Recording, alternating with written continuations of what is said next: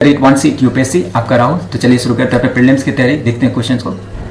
The establishment of Bureau of Energy Efficiency was a direct consequence of which of the following? Again, it's talking about efficiency. Efficiency का मतलब समझते हैं, कितना input दे रहे हो कितना आउटपुट मिल रहा है, राइट? ओके, तो उसी से एफिशिएंसी, तो ब्यूरो ऑफ एनर्जी एफिशिएंसी। और कितना डायरेक्ट क्वेश्चन है, सबसे आसान, राइट? तो ये है आपका इंडिया की स्टैब्लिश कैसे हुआ था ना, क्वेश्चन आपसे पूछा establishment of bureau of energy efficiency. तो उसमें पहला दिया India ratification of Kyoto protocol, नहीं, इसका direct the recommendation of alliance for energy efficiency economy, ई इसमें रुकेगा ना।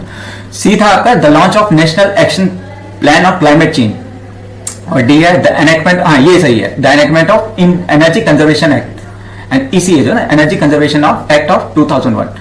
तो इसमें देखिए the bureau of energy efficiency BEE was established as a statutory body, ये भी याद रखना होगा, statutory body in March 2002. Its formation was a direct result of enactment of Energy Conservation Act, जो 2001 में आया था. The act provides the legal framework for energy efficiency initiative in the country, and the BEE is primary agency responsible for implementing its provision.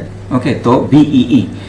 While India commitment to international climate agreement like the Kyoto Protocol and the subsequent National Action Plan on Climate Change (NAPCC) provide a broader policy context for energy conservation, the specific legislative मतलब जो legal aspect of energy efficiency comes from energy conservation act 2001. Okay, तो ये B function include developing policies and strategies for energy conservation, promoting the use of energy efficient equipment and appliance through the, ये star rating है ना, 5 star rating जो programme होता है, and guiding state in their energy efficiency effort.